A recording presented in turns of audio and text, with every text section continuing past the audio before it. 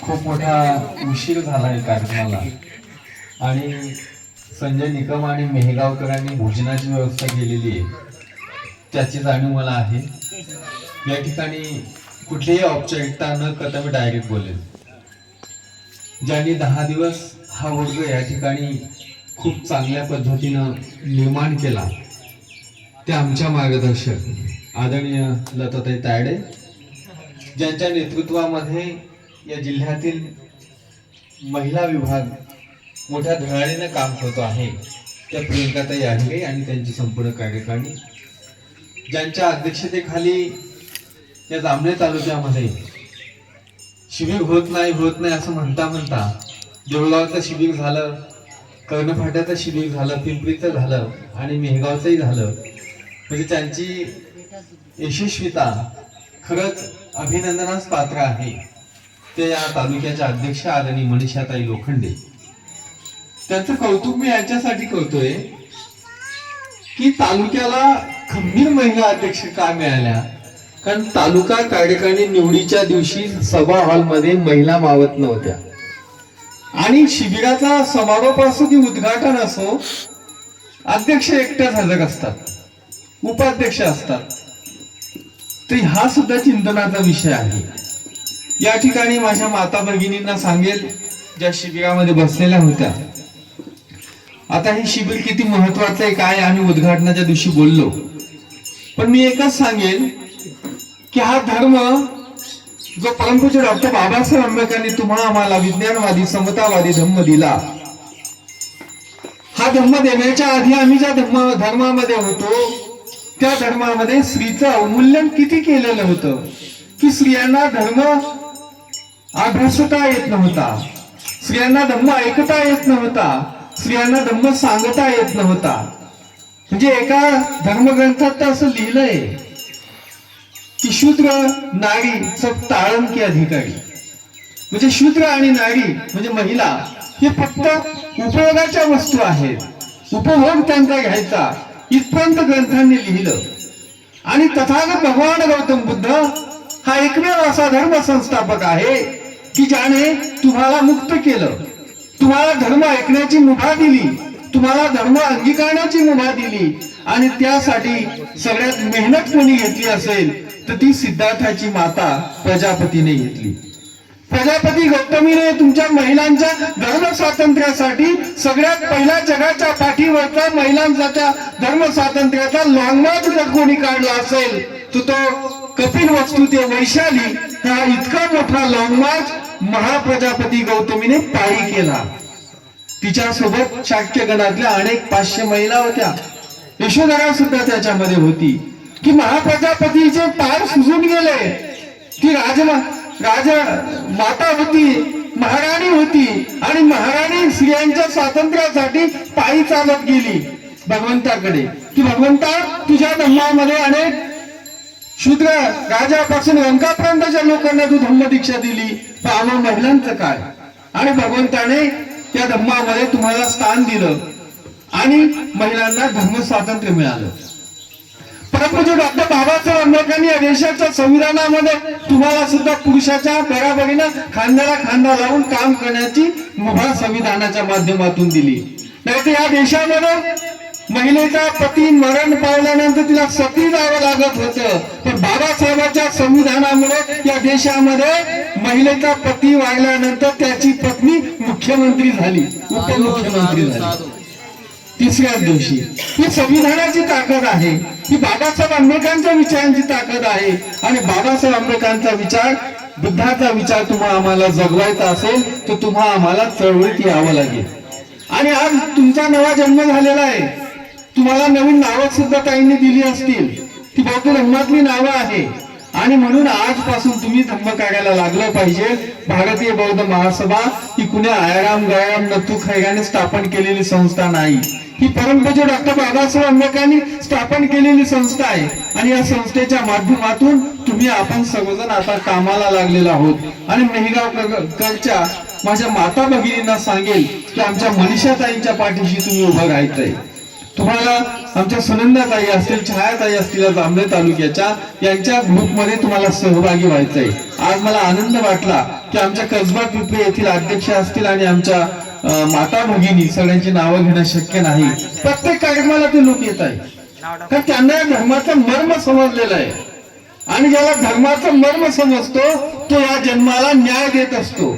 आणि म्हणून आपण सुद्धा कुठेही थांबू नका आणि बाबासाहेब आंबेडकरांचे अनंत उपकार आपल्यावरती आहेत. त्या उपकारातून उतराई व्हायचं असेल तर बाबासाहेबांचा हा धम्मरथ आपल्याला पुढे न्यावा लागेल आणि हा धम्मरथ पुढे नेण्यासाठी आम्हाला विहारात जावं लागेल.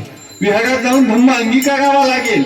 सोशल मीडियावरती अनेक लोक चर्चा करतात, समाजानं एका झेंड्याखाली आलं पाहिजे, समाजाने एका निळ्या झेंड्याखाली आलं पाहिजे.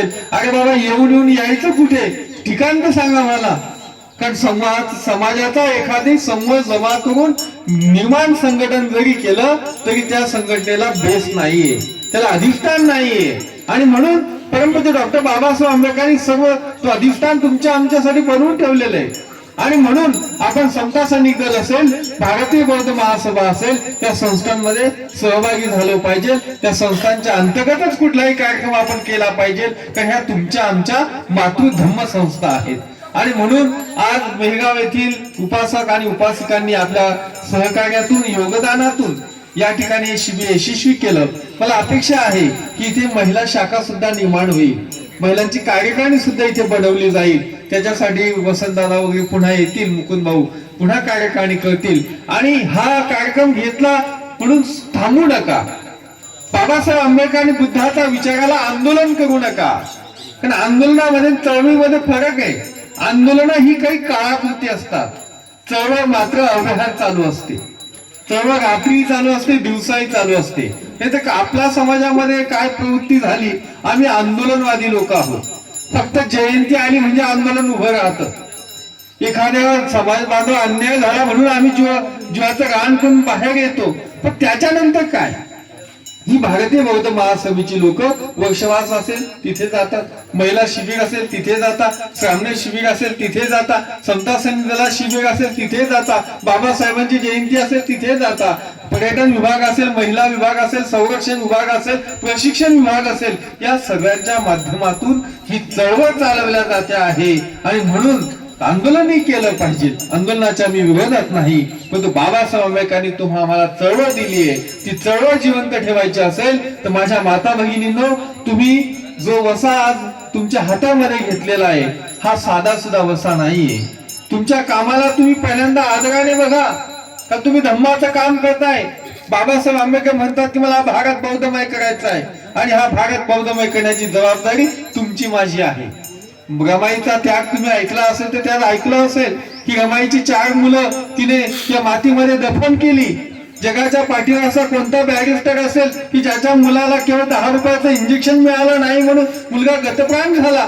मित्रांनो, हे उपकार बाबासाहेबांचे तुमच्या आमच्यावर आहे आणि हे उपकार फेडण्यासाठी मी काही तुमच्या कातडीच्या वाहना बनवा आणि बाबासाहेबांना घाला असं म्हणणार नाही. फक्त तुमचा वेळ द्या, तुमचा वेळ द्या, तुमचं धम्मदान द्या आणि हा धम्मरथ पुढे नेऊया. तर बौद्ध महासभा म्हणजे एक व्यक्ती म्हणजे सभा नाहीये, आपण सगळेजण एकत्र आलो याला महासभा म्हणता येईल. या ठिकाणी संजय निकम आणि त्यांची सर्व मंडळी, देवानंद भाऊ असतील, सगळ्यांची नावं काही मला घेता येणार नाही. सर्वांनी खूप चांगला कार्यक्रम या ठिकाणी घडवून आणला. आणि संजय भाऊ एवढंच थांबू नका, आपल्याला इथे महिला शाखा निर्माण करायची आहे. प्रत्येक कार्यक्रम हा भारतीय बौद्ध महासभेच्या माध्यमातून होईल. बौद्ध महासभेमध्ये शिस्त खूप मोठी महत्वाची आहे. ही जी लोक बसलेली ना, ही शिस्तीमध्ये बसलेली आहे. प्रत्येक गोष्ट इथे शिस्तीमध्ये होते, प्रत्येक गोष्ट इथे नियमबद्धपणाने होते. आणि असं केल्याने काय होतं, संघटन तुटत नाही. संघटनेला आचारसंहिता असली पाहिजे. आचारसंहिता असल्याने एखादी आंदोलन यशस्वी होतं. आणि म्हणून भारतीय बौद्ध महासभेला बाबासाहेब आंबेडकरांनी 10 उद्दिष्ट दिली आणि 12 कलम दिली, ज्याच्या अंतर्गत भारतीय बौद्ध महासभा काम करते. आणि म्हणून ती आपली मातृसंस्था असल्या कारणाने प्रत्येक आंबेडकरवाद्याचं कर्तव्य आहे की त्याने बौद्ध महासभेमध्ये काम केलं पाहिजे. प्रत्येक आंबेडकरवाद्याचं कर्तव्य आहे की त्याने समता सैनिक दलामध्ये काम केलं पाहिजे. आमच्या नावाची मित्रमंडळ काढून, फाउंडेशन काढून, सभा संघटना काढून काही उपयोग नाहीये. समता सैनिक दलाला 2027 ला 100 वर्ष पूर्ण होत आहे आणि भारतीय बौद्ध महासभा जामनेर तालुका शाखेचा संकल्प आहे की या तालुक्यात आम्हाला 500 सैनिक घडवायचे आणि 25 सैनिकांचे ड्रेस तयार झालेले आहेत.